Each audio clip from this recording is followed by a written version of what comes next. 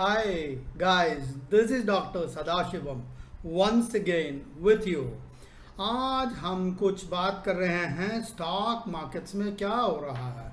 18,700 से निफ्टी आज की डेट में 16,200 या 300 तक गिर गया है भाई साहब। काफ़ी लोग कहते हैं कि यूएस में इंटरेस्ट रेट्स इंक्रीज हो रहा है, इस वजह से हो रहा है। उसके बारे में थोड़ा सा चर्चा करेंगे। और कुछ टाइम से ही हम देख रहे हैं, चाहे वो यूएस हो, इंडिया हो, ये टेक स्टॉक्स वगैरह बहुत ही हाई वैल्यूएशन। इंडिया भी देखेंगे, जैसे पेटीएम, जोमेटो, ये सब इनको यूएस में फैंग स्टॉक कहते हैं। चाहे यूएस हो या यहाँ हो, वो वैल्यूएशन है।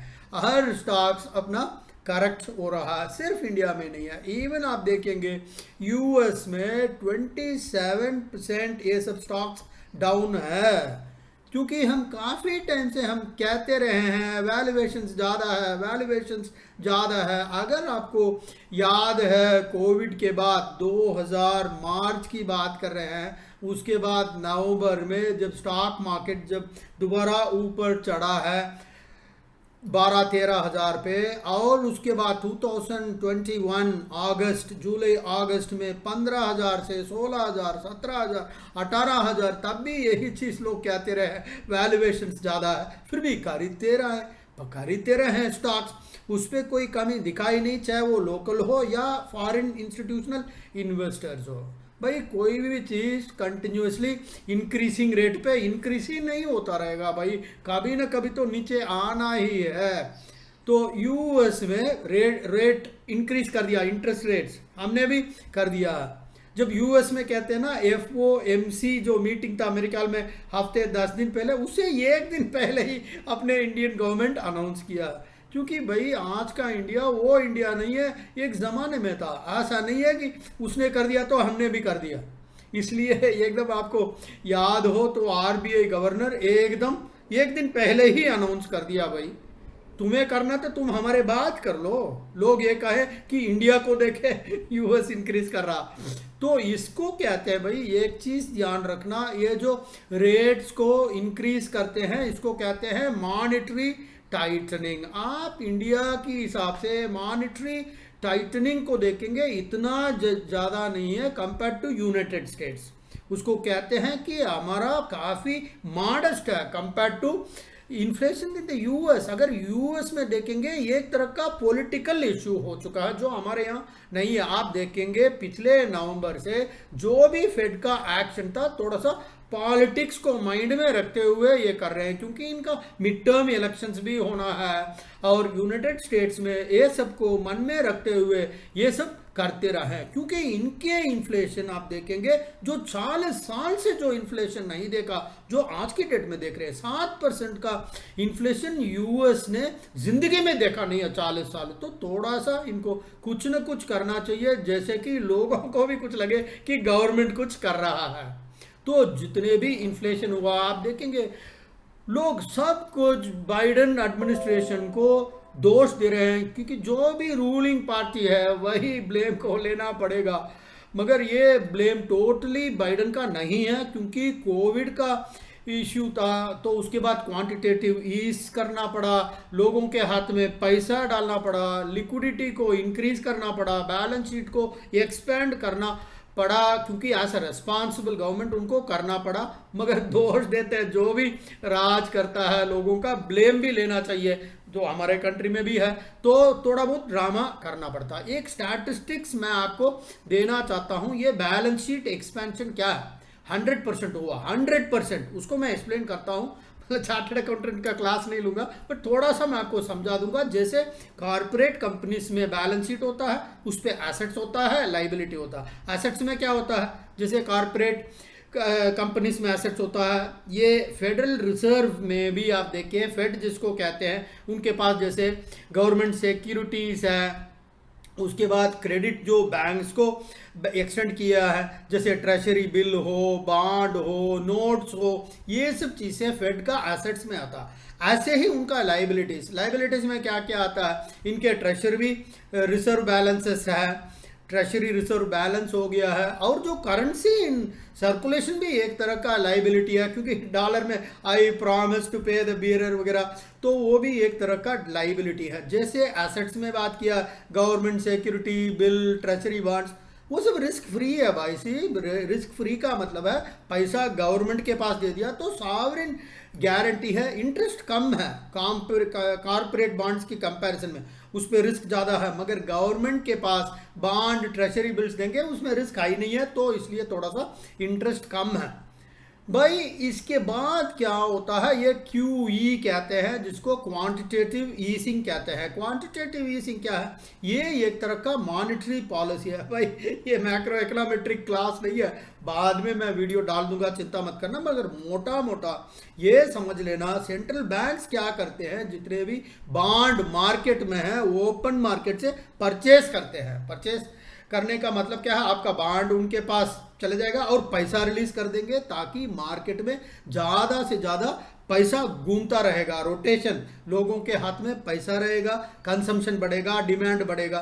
हम मोनोपोली गेम नहीं करते हैं, वहाँ भी एक बैंकर बाहर ही बैठता है, वो गेम के अंदर आता नहीं है, उसका ऑब्जेक्टिव जीतना नहीं है, मगर बाहर से बैठे बैठे सबको पैसा देता रहता है, जैसे कि वो गेम चलता रहे।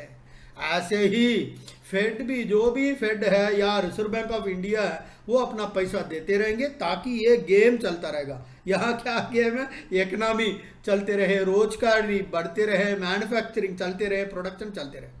चलिए, ये बैलेंस शीट एक्सपेंशन की हम बात कर रहे हैं कि उसका मतलब क्या है, एसेट्स को बढ़ाना, कॉन्ट्रैक्शन, एसेट्स को कम करना। पहले ही मैं एसेट्स को समझा चुका हूं, ध्यान से सुनिएगा। जब कोरोना शुरू हुआ है मार्च 2020 में, उन्होंने कितने एक्सपेंड किया, मैं यूएस की बात कर रहा हूं भाई। सोचिए, $4.5 ट्रिलियन से $9 ट्रिलियन इन्होंने एक्सपेंड किया है भाई। 100% है भाई, 4.5 से 9 तो 100% हो गया ना, बहुत बड़ा अमाउंट है भाई। भाई हमारे टोटल इंडिया का GDP ट्रिलियन नहीं है जी। उन्होंने 4.5 ट्रिलियन से 9 तक 100% एक्सपेंशन हो गया। और आज की डेट में जो बैलेंस शीट कॉन्ट्रैक्शन की बात कर रहे हैं, अप्रॉक्सीमेट आप कह सकते हैं कि 60 से 70, 75 बिलियन तक वो वापस खींच रहे हैं। 75 बिलियन पर महीने, 60 हो, 70 हो, 75 साल का समझ लो यार, 1 ट्रिलियन समझ लो। अगर एक साल में 1 ट्रिलियन लिक्विडिटी को वापस ले लेंगे, तब भी 9 ट्रिलियन कहाँ है। आपने इतना एक्सपेंड करके रखे हो, 9 ट्रिलियन यार, एक साल में 1 ट्रिलियन लोगे, क्या कुछ हो जाएगा यार। जिस 30% आप समझ रहे हो ना मैं क्या, इतना उन्होंने एक्सपेंशन कर दिया है, तो आज की डेट में जो कॉन्ट्रैक्शन वो कुछ भी नहीं है। तो क्या प्रॉब्लम है, इतना बड़ा इश्यू क्यों हो रहा है, पूरा दुनिया रो रहा है, स्टॉक मार्केट गिर रहा है, यूएस गिर रहा है, सिंगापुर गिर रहा है, एसजीएस निफ्टी गिर रहा, फुटसी गिर रहा है, निक्की गिर रहा। भाई ये 10% की बात नहीं है, क्योंकि सीरियस बात ये है, क्योंकि अनसर्टेनिटी, हमें पता नहीं कल क्या होगा, क्योंकि इतनी क्वांटिटेटिव टाइटनिंग आज तक कभी हुआ ही नहीं है। तो आप ये सोचते होगे इतना पैसा जो गया गया कहाँ है। ध्यान से सुनिए, ध्यान, क्योंकि कोविड के टाइम पे जब परेशानी हुई थी, सब कुछ ठप ठप बंद हो गया। हमारे मोदी साहब भी आके, मित्रों कल से कोई नहीं जाएगा बाहर वहाँ ये जो एक्सपेंशन है, फिस्कल ट्रांसफर पेमेंट्स को फाइनेंस करने के लिए यूज किया गया है। लोगों के पास में इतना दिया पैसा, लो भाई लो। यूएस में लोग कुछ काम ही नहीं कर रहे थे, पैसा ही ले रहे थे। यहाँ तो कम से कम मनरेगा ये वो थोड़ा बहुत काम करके, कोई सड़क साफ कर रहा, कोई खेत में काम कर रहा, करा नहीं करा अलग बात है, कुछ तो कर रहा, बट वहाँ पे तो देते रहे, मुफ्त का पैसा है भाई। ये लो जी, लो जी, लो जी। सिर्फ यहाँ नहीं है फ्री इलेक्ट्रिसिटी, फ्री बस, वहाँ भी ऐसे लोग बैठे हुए हैं मुफ्त वाले। इससे जो है ग्रोथ, एक्सप्लोसिव ग्रोथ, इतना ग्रोथ हो गया कि कंट्रोल में नहीं आ रहा है। ऐसा घोड़ा दौड़ रहा है, कंट्रोल नहीं कर, क्योंकि इतना ज़्यादा पैसा अगर मार्केट में है तो इन्फ्लेशन तो होना ही होना भाई, ये तो होना ही होना था। और अमेरिका में जो हो गया है, हर जगह स्प्रेड हो जाता है। उसके ऊपर देखेंगे कमोडिटी प्राइस इंक्रीज हो गया है, सप्लाई साइड कंस्ट्रेंट्स हो गया है, यूक्रेन रशिया का वार ऊपर से, ऑलरेडी प्रॉब्लम है, उसके ऊपर एक और प्रॉब्लम है। एक तरफ मेरी गाड़ी हाईवे में रिपेयर हो गई है, उसी के ऊपर से बारिश भी आ रही है और थंडर भी हो रहा, लाइटनिंग भी हो रहा है, ये चीज वहां हो रहा भाई साहब। और वो सब आप देखेंगे हमारे इंडिया काफी अच्छे इकोनॉमिक सिचुएशन में है भाई साहब। ये मैं नहीं कह रहा हूं, ये है जेफरीज जो एजेंसीज उसका इकोनॉमिस्ट है, क्रिस वुड कह रहे हैं भाई, उनकी बात मैं कह रहा हूं। वो ये कह रहे हैं कि इंडिया तो बहुत ही बढ़िया कर रहा भाई, इंडिया का गवर्नमेंट हो, फाइनेंशियल पॉलिसी हो, डेमोग्राफिक डिविडेंड की बात कर रहे हैं, इंडियन फाइनेंशियल पॉलिसी को बहुत अप्रिशिएट कर रहा है। वो ये कह रहा है क्योंकि पैसा यहां भी बांटा है, ऐसी बात नहीं है, मगर चुपचाप बैठने के लिए किसी ने पैसा दिया तरीके से, फूड ग्रेन अलग से दिया है, मनरेगा में काम करना, क्योंकि आज की डेट में यूएस में लेबर पार्टिसिपेशन रेट कहते हैं मैक्रो इकोनॉमिक्स में, ये बहुत ही इंपॉर्टेंट फैक्टर है भाई। लेबर पार्टिसिपेशन रेट वो तो हो ही नहीं रहा, बैठे बैठे पैसा मिल रहा तो कौन काम करेगा। जो इकोनॉमेट्रिक्स वगैरह पढ़े हैं, एमए इकोनॉमिक्स हो, उनको थोड़ा बहुत पता होगा कि backward bending theory of labour supply curve है। चलिए वो इकोनॉमिक्स कर्व, वो मैं क्लास लूंगा तो सब लोग सो जाएंगे, दूसरा वीडियो डालूंगा वो देखिए। वहां लोग पैसा ले लेके कोई काम करने के लिए तैयार नहीं है भाई, ये क्रिस वुड्स कह रहे हैं भाई। वहां लेबर पार्टिसिपेशन इंक्रीज नहीं हो रहा है, सब बैठे बैठे खाना चाहते हैं। वो सबको आप देखेंगे इंडिया बहुत ही बढ़िया कर रहा है। आज की डेट में चाइना के अलावा इंडिया को देख रहे हैं, और आज की डेट में आप वर्ल्ड लेवल में एक्सपोर्ट रेट देखेंगे बहुत ज़्यादा नहीं है, 3-4% नहीं है, मगर इम्प्रूव होने का काफ़ी कुछ स्कोप है भाई। और FII जिसको कहते हैं फॉरेन इंस्टीट्यूशनल इन्वेस्टर्स इतना पैसा लेके चले गए, लाखों करोड़ लेके चले गए हैं, फिर भी अपने रिटेल इन्वेस्टर्स और म्यूचुअल फंड्स और DII कहते हैं डोमेस्टिक इंस्टीट्यूशनल इन्वेस्टर्स इतना पैसा लेके डाले, इतने पैसा लेके वो लोग चले गए FII, फिर भी आज की डेट में मार्केट इंटैक्ट है। बस 2000 पॉइंट की फॉल है, वो अलग बात, क्योंकि जो उसने बेचा हमने खरीदा गया। ये सब देखो, डेमोग्राफिक डिविडेंड को देखे, इंडिया का जो डोमेस्टिक ग्रोथ क्योंकि ये सब पहले एक जमाने में होता तो ठप हो जाता सब कुछ, और आने वाले 2-3 साल में आप देखेंगे इंडियन इकोनॉमी ऐसा भागेगा, ऐसा भागेगा, हर कंट्री के साथ compete करके वर्ल्ड का टॉप नंबर 1 में आने का। चाइना भी अच्छा है, ऐसी बात नहीं है, फैंटास्टिक प्लेस फॉर एक्सपोर्ट्स, अच्छे मैन्युफैक्चरिंग है, बेस्ट इंफ्रास्ट्रक्चर है, बेस्ट काफ़ी सपोर्टिव है, मगर वहाँ पे थोड़ा सा वर्ल्ड का विश्वास कम हो चुका है। ऊपर से आज की डेट में लॉकडाउन्स भी हो रहा है, तो ये सब को देख के इंडिया का ये बहुत ही बढ़िया समय है, और गवर्नमेंट को काफ़ी इम्पटस करना चाहिए। जो हमारे गवर्नमेंट बहुत बढ़िया बढ़िया काम कर रहे हैं, चाहे हमारा मॉनेटरी पॉलिसी हो, पावर रिफॉर्म्स हो, लेबर रिफॉर्म्स हो, इंफ्रास्ट्रक्चर पुश हो, कैपेक्स हो, हर चीज़ बड़ी तरीके से हम कर रहे हैं।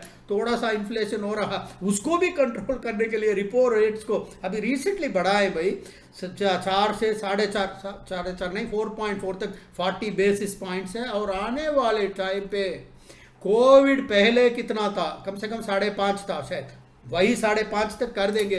तो एक तरह का इंडियन मार्केट में ये कंसोलिडेशन हो रहा है। थोड़ा सा स्टॉक मार्केट में उतार चढ़ाव तो चलता रहेगा, मगर लॉन्ग टर्म स्टोरी आप देखेंगे बहुत ही बढ़िया स्टोरी है। आज की डेट में FIIs क्यों छोड़ रहे हैं, ऐसा नहीं है कि उनको इंडिया में विश्वास नहीं है, वो इसलिए छोड़ रहे हैं क्योंकि उनके पास एग्जिस्टिंग पोर्टफोलियो उसको रीएडजस्ट कर रहे हैं भाई। कोई भी बंदा अपना थोड़ा सा एडजस्टमेंट तो करेगा भाई, तो वही हो रहा है। इसका मतलब ये नहीं है कि इंडियन मार्केट को वो पसंद नहीं कर रहे हैं, थोड़ा बहुत रिस्क तो हाई है। जैसे क्रूड ऑयल है $70 से 100-110 डॉलर तक पहुंच गया, छोटा मोटा हेडविंड्स तो चलता रहेगा, मगर आप देखेंगे आने वाले टाइम पे इंडिया बहुत ही बढ़िया करने वाले हैं। और जो भी उतार चढ़ाव स्टॉक मार्केट में हो रहा है, ये सब बड़ा टेम्पररी फिनोमिना है। ओके जी, आप इस चैनल को सब्सक्राइब करिएगा, और ये बहुत ही